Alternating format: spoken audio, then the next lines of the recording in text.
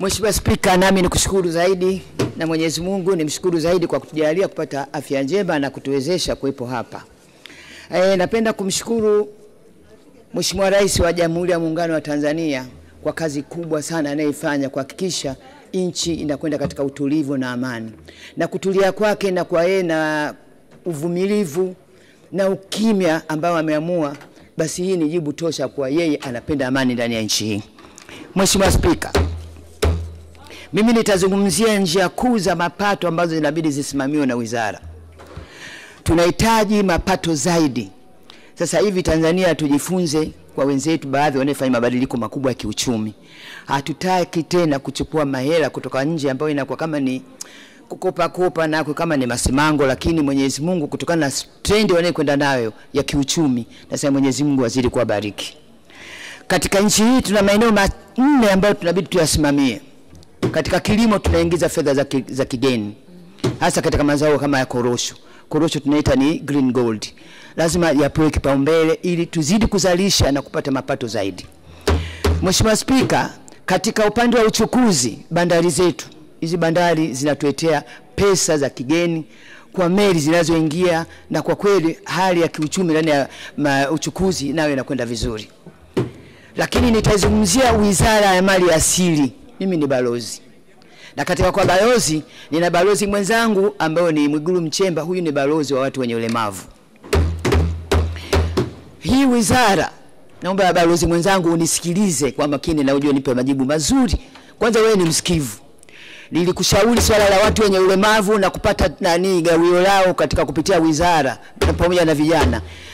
Hatuna cha kusema zaidi ya kukuombea Mwenyezi Mungu urudi tena katika bunge hili mwezi wa 11. Na kujiombea sisi sote tuweze kurudi katika wakati huo. Na hili nalo liomba kwako, naomba ukalifanyie kazi na nina imani utaweza. Wizara ya Mali Asili inaingiza pato la taifa 22.5%. Lakini katika hii utalii peke yake inaingiza, katika wizara inaingiza utalii peke yake 17%.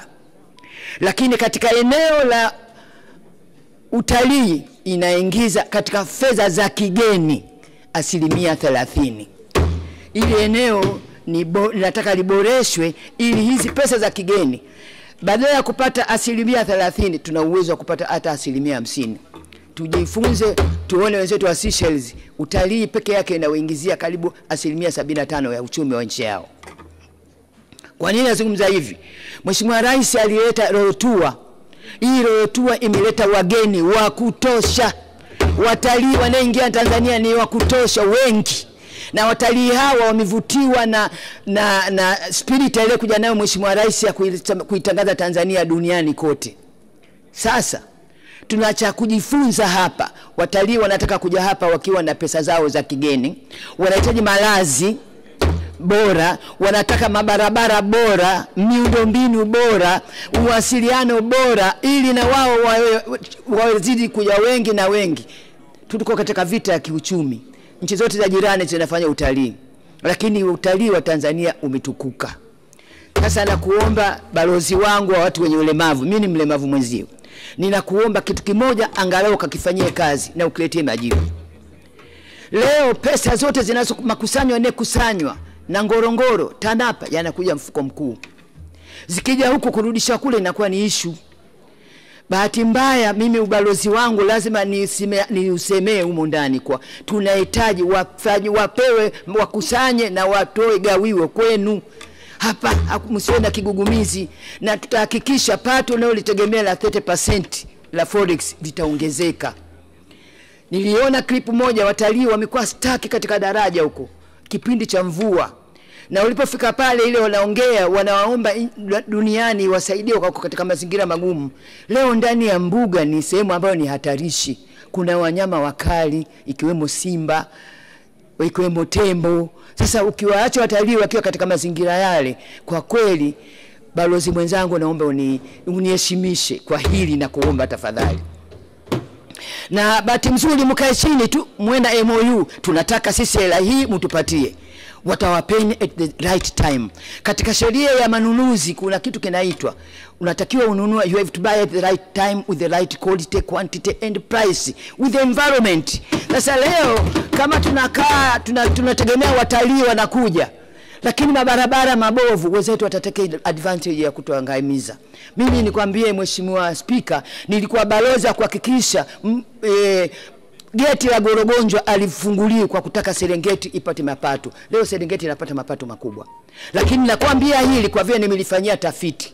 Katika kulifanyia tafiti nina imani kuwa hela mnazozihitaji kwa kupitia mashirika yetu TANAPA Ngorongoro zitakuwa kubwa. Mashirika yako wengi, yako mengi. Lakini haya mawili kwa vile hela zinakwenda mfuko mkuu, zinakwenda kwa kusuasua kurudishwa kule kwao, kwa kweli inawapa shida kubwa. Imani yangu umenisikia na tutaifanyia kazi. Na bado nakuamini balozi mwenzangu kwa utalifanyia kazi. La pili, Mheshimiwa Speaker, Tanzania tuna NGO 1940, na katika hizi NGO 1940 wanasema wameingiza pesa ambazo ni trilioni 2.4. Mimi maswali yangu, Mheshimiwa Waziri na Gavana wa Benki Kuu ambao nyinyi mna dhamana ya kusimamia pesa za Tanzania zinazoingizwa nchini, je, mnazikagua hizi pesa? Lakini vile vile je, zinaingia katika mpango mkakati wa matumizi bora ya nchi? Manake leo tunapata pesa kama zile, tunataka tujue kilimo zimekwenda kiasi gani, tunataka tujue uvuvi zimekwenda kiasi gani. Maana yake kama mzisimamie hizi hela zinaingia katika movement. Na tumeona hizi pesa zinaingia katika movement Kongo, wametengeneza M23. M23 sasa hivi unaifanya nchi itawalike kwa vile hela za kutakasisha zimeingia kule na zinafanya vitu ambavyo havina maendeleo na mashiko ya nchi. Na nina imani katika hizi pesa ambazo zinaingia kama mzifanyie tathmini na kujua zinakwenda wapi na mkazifanyia ukaguzi, zitaingia no reform no election. Watatumia nguvu kubwa ya kufanya matumizi hayo kwa vile nini? Wanajua hapo ndio eneo ambalo tutaligusa nchi hii na kuingiza katika tafaruku.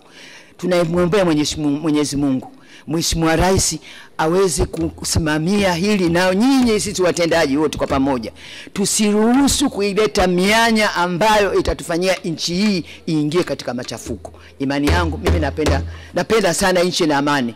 Watu wa kwanza wanaoathirika katika machafuko ni walemavu. Mimi siwezi kukimbia, hivyo itakuwa mimi nahangaika. Wanawake na watoto watahangaika hapa. Hivyo watu wanataka kuleta machafuko kama hayo, tusikubali. Watanzania lazima tuungane kwa pamoja, tusimame na amani na utulivu, na hili Mwenyezi Mungu naamini itawezekana. Mheshimiwa Speaker, itazungumzia maendeleo ya mikoa ya Lindi na Mtwara. Kwa nini mikoa mingine naona inakimbia katika maendeleo, lakini hata mipango ya pesa ambazo zinakwenda katika mikoa hiyo inakuwa michache? Sasa sisi wote tunazungumza ni kama watoto wa familia moja, watoto wa Mheshimiwa Rais Samia Suluhu Hassan. Ninaomba katika maeneo ambayo tunazungumza kila siku lazima ifanywe kazi. Kwanza tunahitaji barabara ya kutoka Lindi, kutoka Dar es Salaam mpaka Mtwara, mpaka na Mtumbo, ziimarishwe. Kwa nini nazungumza? Hii sasa hivi barabara ya kutoka Lindi mpaka Mozambiki ni barabara ya kimataifa. Watu wa Mozambiki wanategemea mizigo yao kuchukua kutoka Tanzania. Lakini leo kama umechukua mzigo kutoka Tanzania unaupeleka Mozambiki katika mazingira haya, kwa kweli hatujaifanyia haki. Lakini vile vile tusimame na bandari ndogo ndogo. Nimeona mwenzangu amezungumza hapa. Leo Lindi tuna bandari ndogo. Tukisimama na bandari ya Lindi na tukasimama na Komoro, kwa kweli uchumi tutakayopata, hii tunasema tunategemea trilioni 50 ambayo zimeshaweza kukusanywa mpaka leo. Nina imani Mheshimiwa Waziri, wewe ni mchumi na wewe ni mwanasheria, utasimamia tutaweza kuvuka, mapato yatazidi kuongezeka. Na mimi nasema tena, Wizara ya Madini, Wizara ya Kilimo, Wizara ya Utalii, tusimame kwa pamoja, wabunge tuangalie na tuone tuweze kuisimamia, na watendaji wakakae kusimamia hizi wizara ili uchumi bora wa Tanzania hii uweze kupatikana. Nitaizungumzia tena Lindi. Lindi ni kisiwa. Leo mkoa wa Lindi kipindi cha masika mtu wa Liwale hawezi kutembea. Huwezi kwenda Liwale hata kwa gari. mpaka hata waziri alikwenda wakati wa Bashungu alikwenda kwa helikopta. Sasa yeye alikwenda kwa helikopta. Je, wananchi wa Lindi wanafanya nini? Hivyo naomba katika bajeti zenu, hata kama ilikuwa pengine mlikuwa mmetoa bajeti ndogo, naomba bajeti ya mkoa wa Lindi, barabara zake ni mbaya, huwezi kulinganisha na mikoa mingine yote. Baada ya kusema haya, ninakushukuru sana Mheshimiwa Spika, Mheshimiwa Waziri, balozi kwa watu wenye ulemavu. Leo ninaona walemavu wako vizuri na wanakupenda, wanasema asante sana. Mwenyezi Mungu awabariki nyote. Nawashukuru sana.